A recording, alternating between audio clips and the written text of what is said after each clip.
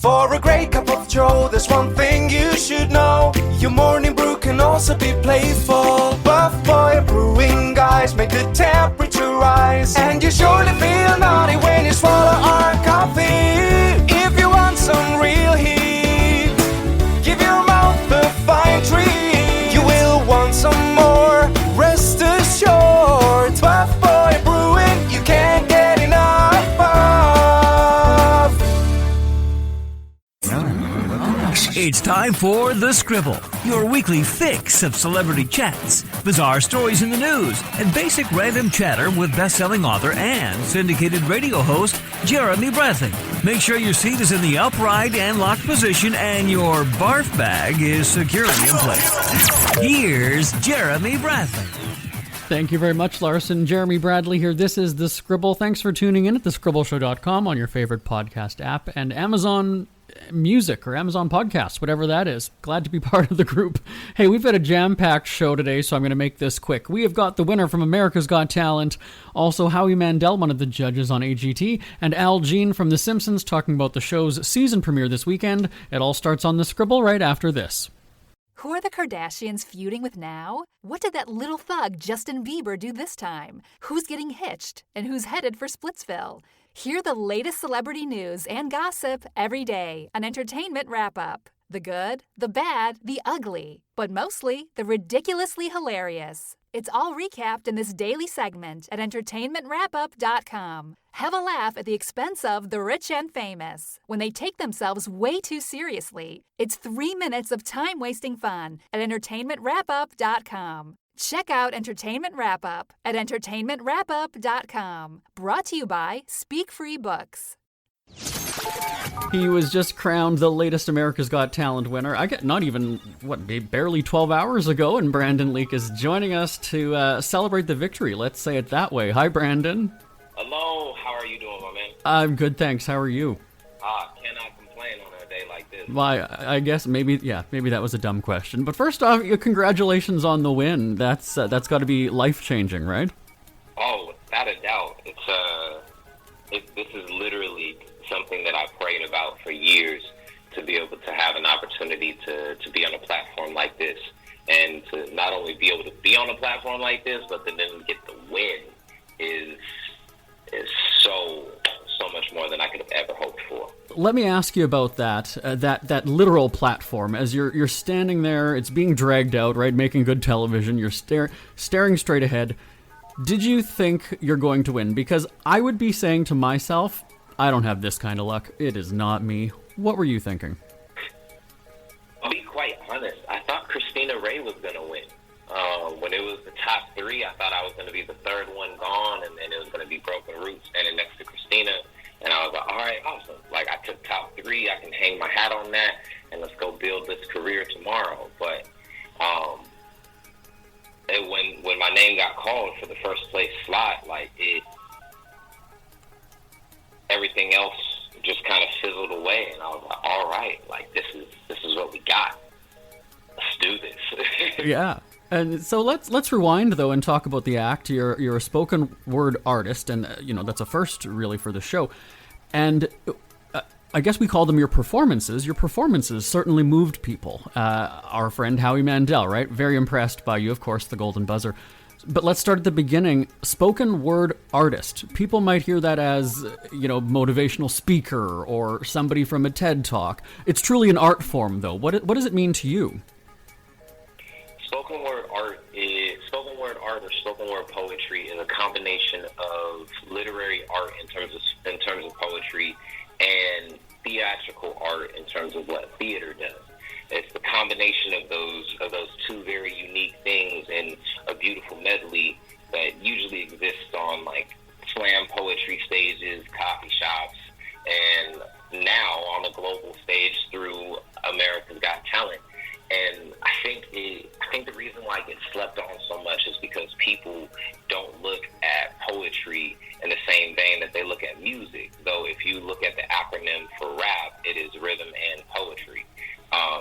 Same thing with any song you listen to, any movie you watch, there's a natural cadence and feel to it, in which many poets have contributed to and written some of your favorite top 100 songs of all time. Some of your favorite movies have been contributed to by poets who have lent their pen to writing those sorts of things. And so, yeah, spoken word is a part of our daily society. We just haven't recognized it. Could you imagine if everybody spoke that way, like all day? When I talk with authors who write, their life story, their memoir, I often wonder how they work up the courage to tell the personal or intimate stories of their life, right? Some find it easier to write it all rather than have a face-to-face interaction. So how do you decide what to share and what not to? And then I guess, is anything sort of off limits? Are you unwilling to talk about something? I have my boundaries, but that's a healthy part of life, to be able to draw places where it's like, you know what, like at this time, this is something that I don't really want to dive into.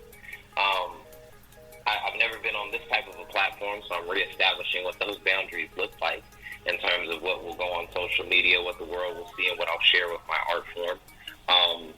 But I think the beauty of my art is the fact that I can be completely 100% myself, both flawed and all. So that way the world can see me and not see this, like, how do I phrase it? This polished version of Brandon, because there is no polished version of Brandon. Brandon is just sincerely who he is, with all the flaws that I have in my own personality and character traits, the history that I have, the difficulties that I've faced, and the joys and loves that I've been able to pick up and the victories I've been able to have. And so, yeah, I think that my art lends itself to me being able to share my realities with the world in a way that a lot of art doesn't. And I've heard that, comedians work out their act or their routine on people, right? They tweak the jokes if they're not working. I mean, how do you find out what works and what doesn't? Because, a Las Vegas audience typically wants a big flashy show in those big theaters. How will you figure out what to do in Vegas? Like, how do you tweak? How do you make changes? How do you adjust? Oh, man, I have vision for it already, man. Like, I've been doing this for years, going to stages and performing in front of audiences and crowds of drunk people. So that won't be too much of a task for me to be able to discern which poems will work. It's now just establishing the order and then making sure that the show that I want to include in it, like the interaction with me and animation and digital art, live music and live art like painting and graffiti work, dancing, and it's going to be beautiful. That's awesome. And we've got to wrap this up, but I have a suggestion. How about like some lasers and like a fog machine, and then you fly over the crowd? Would you do that? That could be fun, no? I'll probably hire Alan Silva to do that. I don't know if I have the grace to do that quite yet. Well, it's something to aspire to, right? There you go. Well, I've got to get to a commercial. I know you've got others to talk to. So again, congratulations, Brandon Leake, winner of America's Got Talent. Thanks for joining us today. Thank you. Have a wonderful day, my man. Who are the Kardashians feuding with now? What did that little thug Justin Bieber do this time? Who's getting hitched? And who's headed for Splitsville? Hear the latest celebrity news and gossip every day on Entertainment Wrap-Up. The good, the bad, the ugly, but mostly the ridiculously hilarious. It's all recapped in this daily segment at entertainmentwrapup.com. Have a laugh at the expense of the rich and famous when they take themselves way too seriously. It's 3 minutes of time-wasting fun at entertainmentwrapup.com. Check out Entertainment Wrap-Up at entertainmentwrapup.com. Brought to you by Speak Free Books.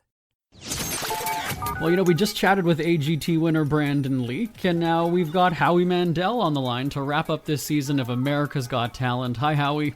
Oh, well, you just ruined it for me. I taped the show. I haven't watched it yet. Okay. With Brandon? Spoiler. Fantastic. Yeah, Simon was there. It was a big deal. Yeah. Yeah. No, I couldn't be more thrilled.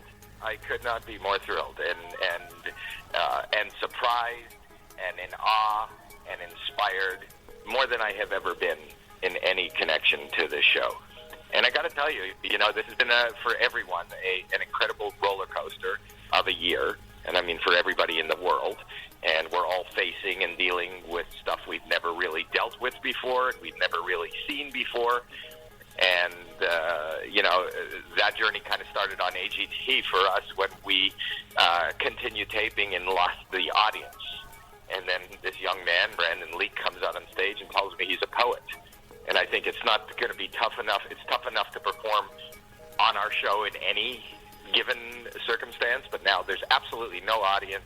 He's standing in front of this cavernous theater, which is for people who say, both of us say, me and Simon said, we don't know anything about poetry. And I was kind of incredulous. And what's your poem about? My poem's about my sister. All right, go ahead. And then I've never been more surprisingly emotionally moved by just nothing but words before.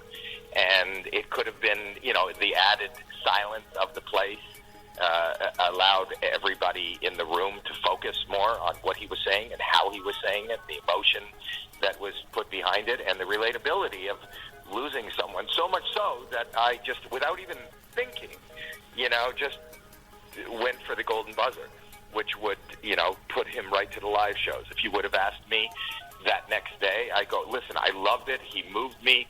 It's important to hear somebody like this, but there's no way that he could win this, And then on his next spoken word mission, he kind of took for me, and I'm just talking about my own personal experience, but I would imagine that it was replicated millions of times. He took a white man in his 60s and put him in the mind of a mother of an African-American boy, and as a parent, we all understand that we worry, first and foremost, you're only as happy as your most miserable child as a parent, and then the added advent of we all worry about our kids. I don't go to sleep until I know my kids are safely at home and in their own beds. But, the added element of being the parent of a black child, especially with what's going on today, was never more clear than Brandon's performance. And then he came back and he talked about, reckoning with being raised by an absentee parent, and then lastly, just the love you have for your child. He spoke so clearly and so wonderfully and so heartfelt and openly and educated. I just thought that, ultimately, there was probably 6 singers in the final, and, a lot of young people vote. They're probably going to like one of the hit songs, or they're going to like one of the singers. I don't know that anybody's really... they were moving him along, so they were listening, but that was such a surprise. And so it gave me such a ray of hope and light to think that, everybody was listening and everybody understands. And we do have a heart. And in these times of darkness and injustice and the pandemic, people were listening, and we need this more than ever. So I'm just so proud to be witness to it. And I didn't have anything to do with it, but... Yeah, well, there's so much to unpack there with what you just said. Now, obviously, there's no question that he's talented. We all agree on that. But do you think that he would have done as well on a previous season? Things, like you say, in the world are a little bit different right now. So maybe he was just on at the right time. Here's what he would. He did. He tried out in 2017, and they said no to him. Would he have done as well in the competition? If you judge by doing as well as his performance probably would have been as good.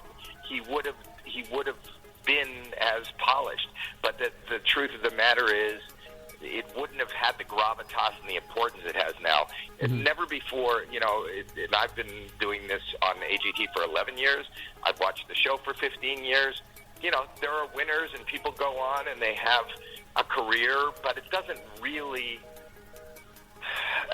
I'm trying to articulate it. It didn't really have a place in the world. These are nice. I always looked at, and even when we were promoting AGT, it's a light at the end of the tunnel. It's kind of a respite to get away from the news in your life, and then you can go and laugh and cry and relate, and then that's just.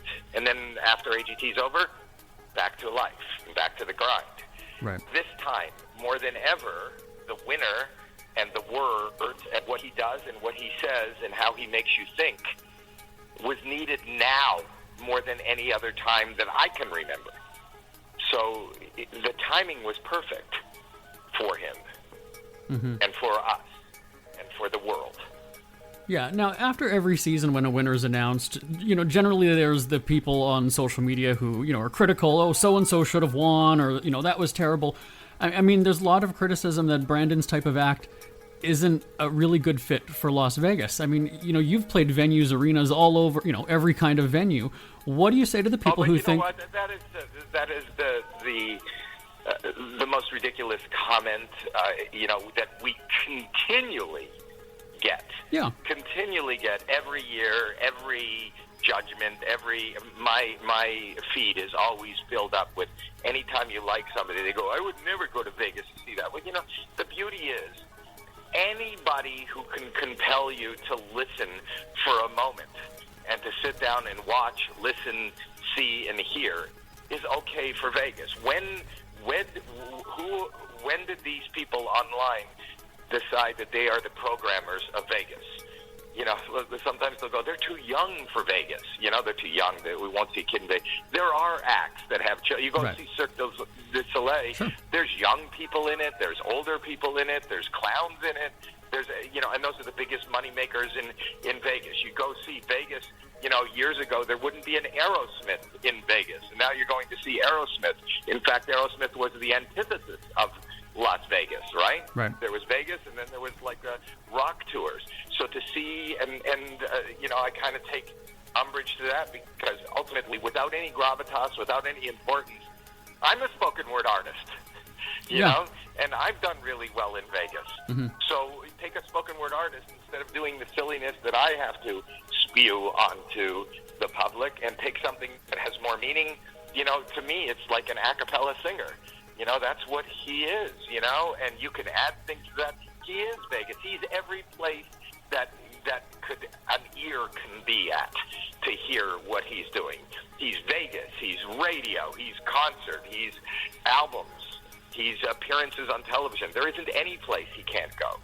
So if anybody says that's not Vegas, they just don't know. Well, I always say those critics are probably people who have never even gone to Vegas ever, and maybe don't even know where Vegas is, but they say they would never go to see him. Well, you would never go to Vegas anyway, so who cares? Right, but what is the difference? You go see, so then a ventriloquist, our first winner is Terry, yeah. There. It's a ventriloquist. There was a time when a ventriloquist wouldn't be Vegas. Mm-hmm. It was all Sinatra and the Rat Pack, and, he has a good family show. That's Vegas, to magicians, to, you could see anything in Vegas. Now the circus is a big part of Vegas. It was never part of Vegas, the circus. Right. It was always like black tie kind of crooners. And right, and it sort of goes back to what we were just saying about him being the light in the darkness. I mean, who's to say right now what people would be or wouldn't be entertained by? We need this right now. So he could be a huge hit in Vegas. He's more than just a poet or spoken word. He is an artist. He is. Yeah. If you watch him and listen to him, he's an amazing actor. He's an amazing performer. And where do you go see great performances? Las Vegas. Any place.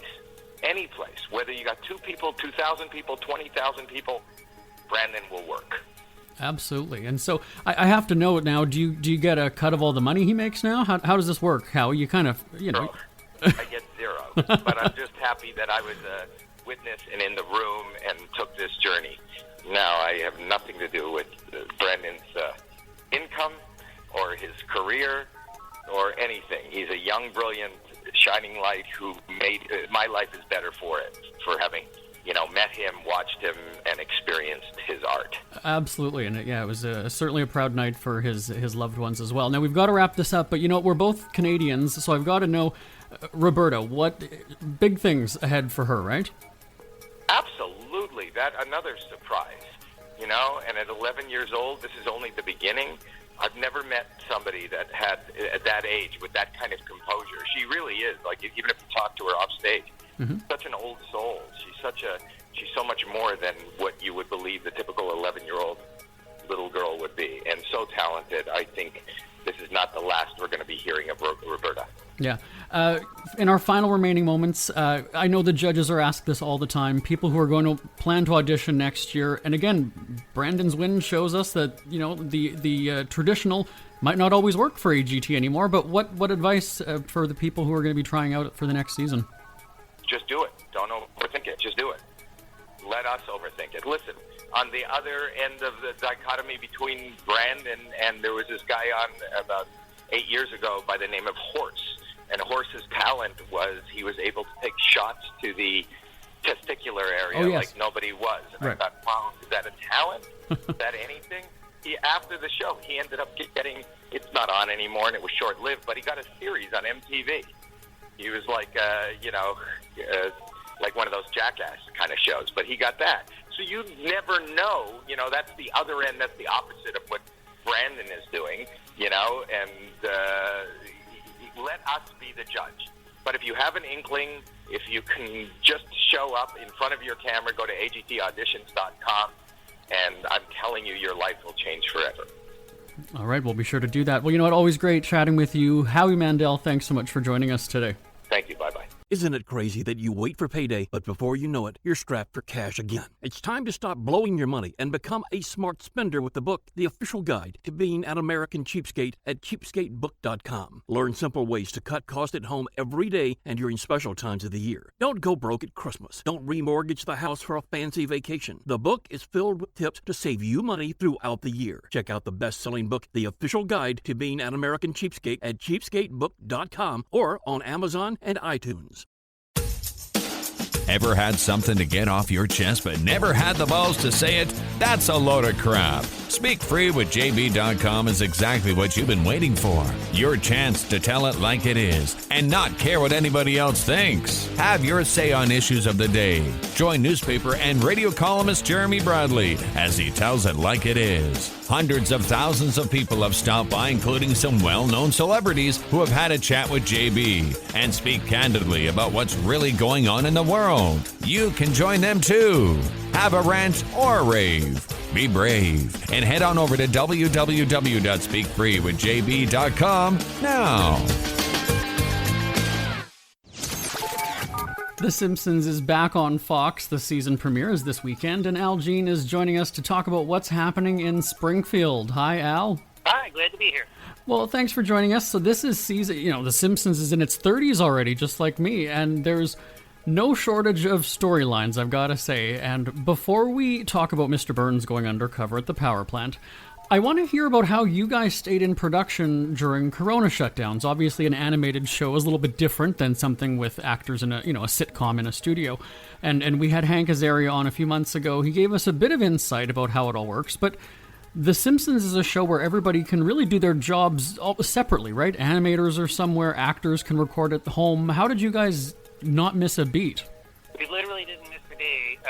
In the first week in March, we read that Chase Bank was thinking of going virtual, so Fox had already been looking into Zoom, so we started on Zoom in the writing staff the following Monday, and we've been on that for 6 months plus. Animation, it took just a little bit longer to get the whole process, virtual and isolated, but not much. And then we had each of the actors create sort of a little recording space in their house where the ambient sound was the same. But we've actually recorded sound at the actors' homes. It's been on the air at the end of the last season, so nobody noticed. And to my ear, it sounds just the same, and the shows look great, possibly even better because zero else to do except to work on these shows. So I think people will really be happy with this new season. I think that everybody really pitched in, and did an incredible job, especially the production staff and the sound engineers. Really amazing. And I know you guys often have episodes in the works months, if not even a year ahead of time, right? Yeah, so the last episode we read in a room at a table with people. That'll be the 9th episode that airs this year. And then the other 13 were all read over Zoom, which isn't the easiest process, but we've had our reads over Zoom, animatic screenings. We do, obviously, we haven't physically seen anybody during this whole period. I do come into an office where I'm alone, just because of sort of concentration of resources. My printer here is here, and, other stuff of use to the show. But it's funny. I mean, we just haven't seen each other, and I was, out at a mall for the first time the other day with a mask on outside, and I was surprised at how many people were there. I wasn't used to it anymore. Well, I've got to say that, the Simpsons is known for being on the cusp of, current events and references to pop culture. Has coronavirus struck Springfield? Are we going to see that at all? Very little. There's an opening segment to the election show where everybody's wearing masks except Homer. So take that for what that's worth. But I think that people don't really want to be reminded of the current situation. I think they've seen more than enough sort of groups of people over Zoom. So the show is kind of operating. We're doing a lot of, we're doing a feature episode and a past episode, and we're sort of using the premise that the world of Springfield is fortunately not separated and isolating, because I don't know how long that would really be funny. Right. Well, actually, you make a reference to election and politics, and again, The Simpsons did weigh in, right? When Marge addressed, there was that kerfuffle about Jenna Ellis and Kamala Harris. So there's been a crossover.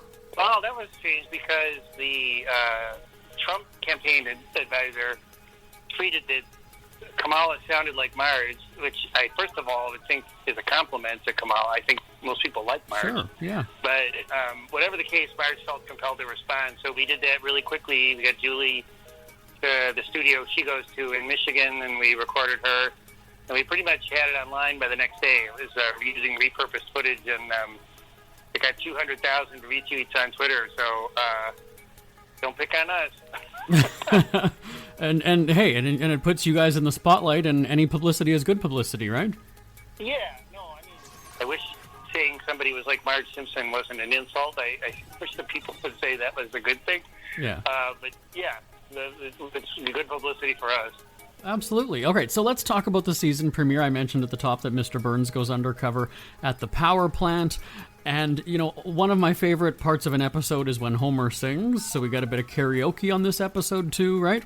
Yeah, we actually have Burns go undercover in a specially designed prosthetic suit where he appears to be another human, and so he can befriend the workers of the plant. So the song is Why Can't We Be Friends? And it's all the plant workers hanging out with Burns, who is voiced by David Harbour, but he still talks like Mr. Burns, saying, hello, Joe, what do you do? Just got back from the picture show. But hearing David Harbour say it's really funny. And there's even an ahoy hoy in there as well. He does an ahoy hoy. Yeah, he was great. People know him as the sheriff on Stranger Things, among others. And it was a perfect counterpoint. So we had a lot of cutting back and forth between him doing the character and Harry doing Burns. And we get to the soul of Mr. Burns in the episode, which I really like. Can you give us any insight as to what's happening for the rest of the season? Because I'm going to tell you, as a Canadian, I always enjoy the references to my homeland. Are there any Canadian references or mentions coming up?